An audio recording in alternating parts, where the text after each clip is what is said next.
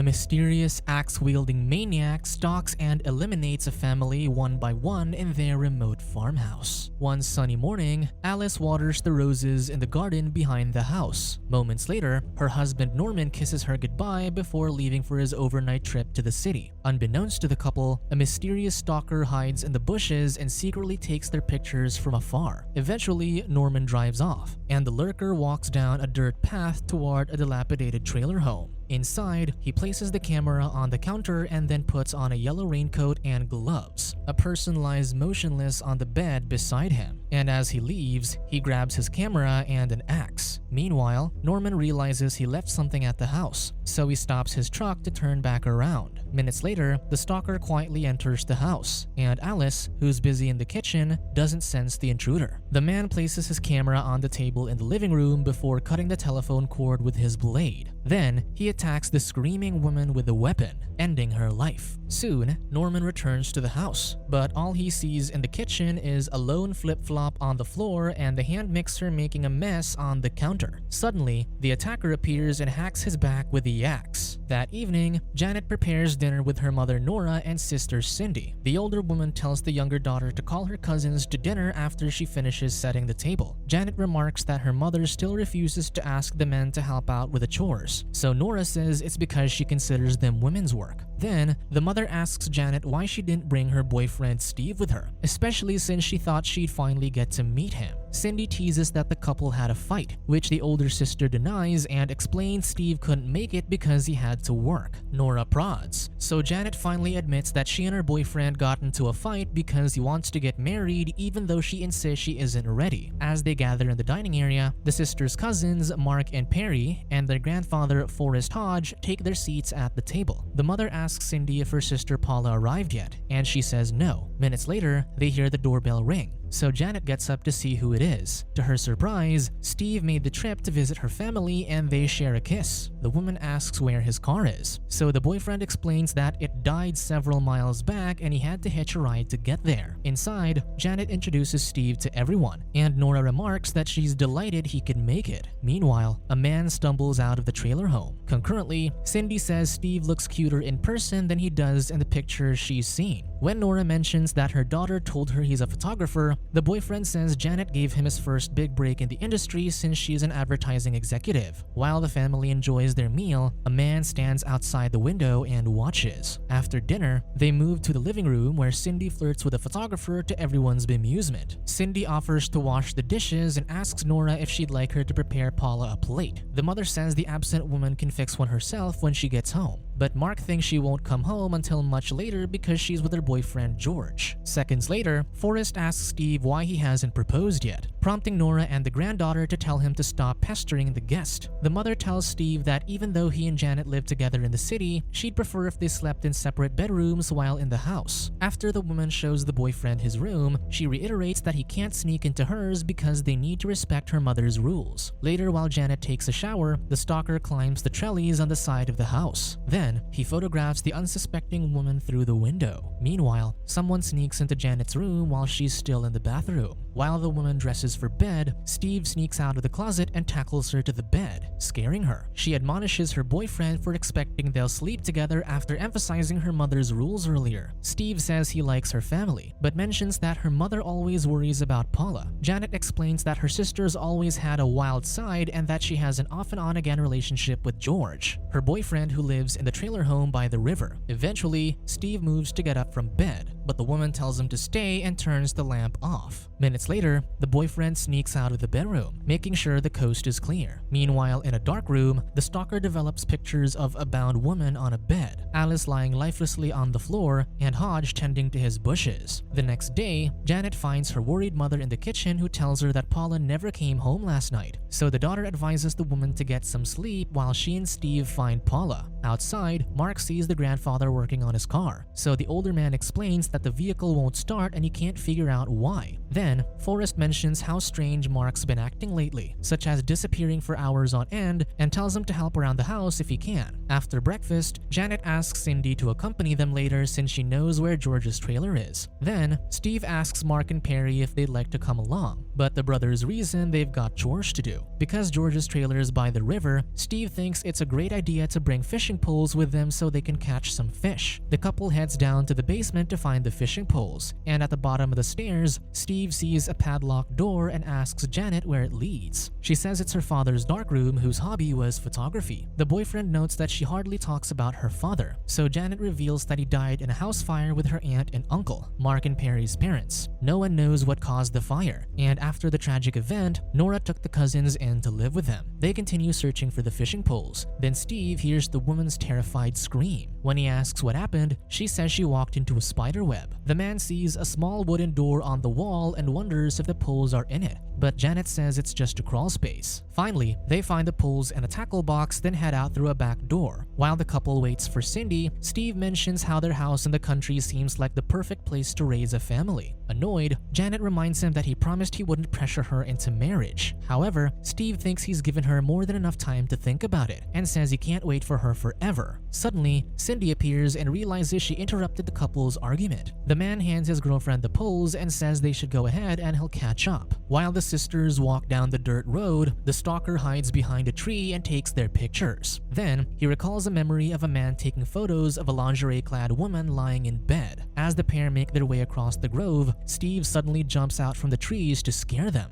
Cindy asks why he went back to the house, and he says he had to go back for his camera. Meanwhile, Officer Denton stops by the house to inform Nora and Forrest that their neighbors, Alice and Norman, were reported missing. He just came from their place and he suspects foul play. The cop asks if they noticed anything strange happening in the area lately, and they both say no. However, the older man excuses himself and urgently runs into the house. After he leaves, Nora mentions that Paula didn't come home last night, so Denton tells her not to worry because the daughter always returns home eventually. Just as the cop drives away, Forrest tells Nora that Mark isn't in the house, so he plans on going after Denton to tell him something that's been bothering him. The woman reminds him that his car's not running, so the man says he'll use Janet's vehicle. Unbeknownst to the pair, someone sneaks into the back seat just before Forrest gets in the car. During the drive, the killer plunges a knife through the seat, mortally wounding the older man. Then, he steps out of the vehicle and takes pictures of Forrest's final moments. When the trio arrives just outside the trailer home, a man emerges from the bushes and starts attacking Steve. The women beg him to stop, and after seeing the sisters, he runs away. Steve and Janet wonder who he was, and Cindy says it was George, Paula's boyfriend. To their horror, they find Paula's bound and lifeless body on a bed inside the trailer home, revealing that the tied-up woman in the stalker's pictures was the missing sister. They believe George killed Paula, so Steve says they need to return to the house and call the police. Concurrently, the stalker steals a pair of Janet's undergarments from her suitcase. In the house, they can't make a call because the phone doesn't work. Mark suggests going to Alice and Norman's house, but Steve says they already tried but someone cut their phone line. Because Janet's car was the only working vehicle on the property, they are unable to drive to town to get help. Steve theorizes George killed Paula after she tried to break up with him, and Mark agrees that the man always seemed unhinged. Suddenly, Nora appears and asks what happened, so Janet tells her Paula died. The distraught woman passes out and collapses on the floor, so they carry her to bed. Steve offers to walk to town, but Mark says it's 20 miles away, so Janet tells her cousin to assemble his moped so he can use it to get help. Then, she insists on heading back to the trailer to cover Paula's body with a blanket. Steve and Cindy offer to accompany her while Perry stays with the unconscious Nora. Later, Officer Denton returns to the house, so Perry runs out to inform him of the situation. The cop asks the man to accompany him, but he says he can't leave his aunt and tells Denton to head to George's home by the river. In the trailer, Janet covers Paula's body with a blanket. Then she spots an empty film roll box on the floor. However, when she picks it up, Steve tells her to place it back so as not to disturb the crime scene. Meanwhile, Denton stops his truck in the middle of the road and decides to walk the rest of the way. Suddenly, the stalker knocks him to the ground with a 2x4, takes his pistol, and shoots him. Outside the trailer home, the trio hears the gunshot, so they follow the sound up the path. Eventually, they find Denton's lifeless body, and upon inspecting the police vehicle, Steve realizes the killer shot the tires, disabled the engine, and destroyed the radio. He finds the empty pistol under the truck, so Janet tells him to grab the bullets on the cop's belt. They head back to the house to inform Perry that George killed Denton, and the cousin says their grandfather still hasn't returned. Moments later, Mark enters through the front door, and the suspicious boyfriend asks where he's been. Mark says he was out testing his bike, but Steve doesn't believe him. Cindy thinks the man suspects her cousin, so she reminds him that George is responsible for everything. Steve apologizes for his outburst and asks for the keys to the moped, but Mark insists on going. Before he leaves, Perry chases his brother down and begs him not to go, afraid the killer might attack him. However, Mark says he needs to go and get help. While Mark drives down the road, George emerges from the trees and clotheslines him, causing him to fall to the ground. Then, the unhinged man grabs a large rock and holds it above Mark's head. However, when he sees the terrified look on the injured man's face, he drops the rock and runs away. When he realizes the bike no longer works, Mark decides he'll walk the rest of the way. That night, George sits next to the bed in the trailer and cries over Paula's lifeless body. Meanwhile, Perry tells Steve and Janet that he saw someone outside watching them. So the boyfriend tells the woman to keep the pistol and remain in the house while he and her cousin check outside. The men separate to check the junkyard, but seconds later, Steve hears Perry screaming for help.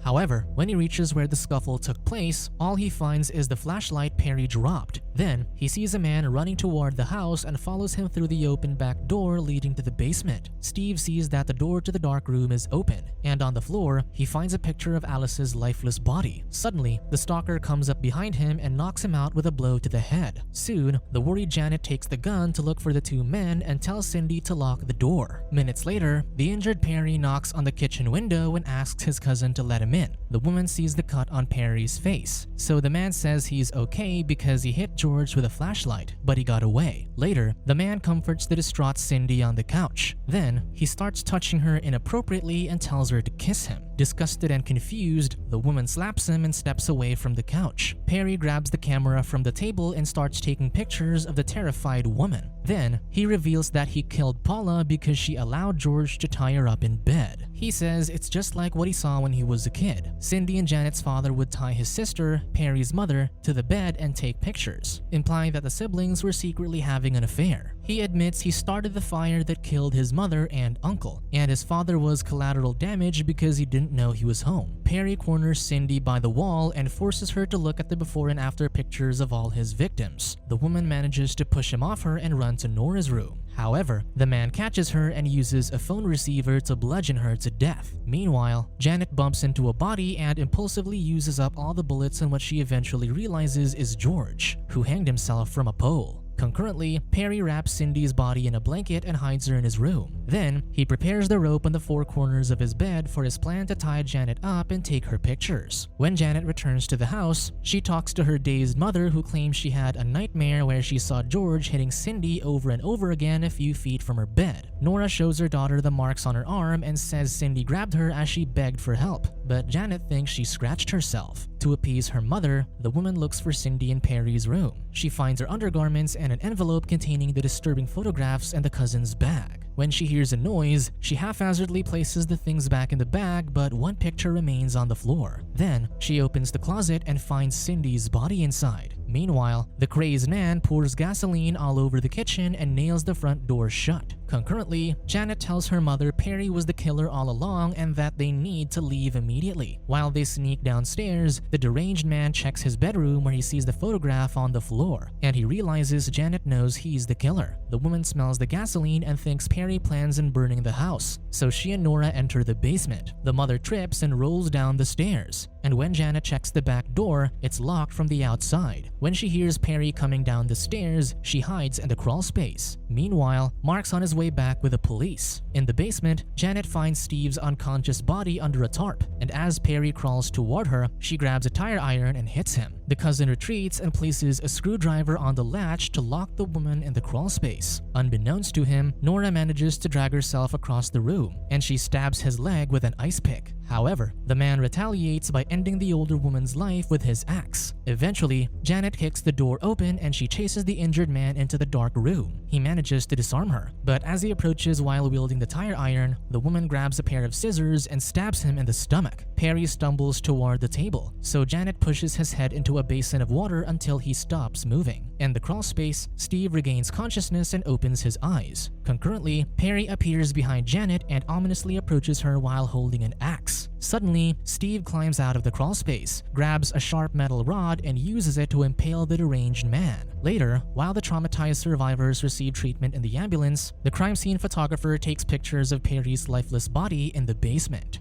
Subscribe to watch more videos like this, turn on notifications and leave a like to help the channel out. Thank you for watching.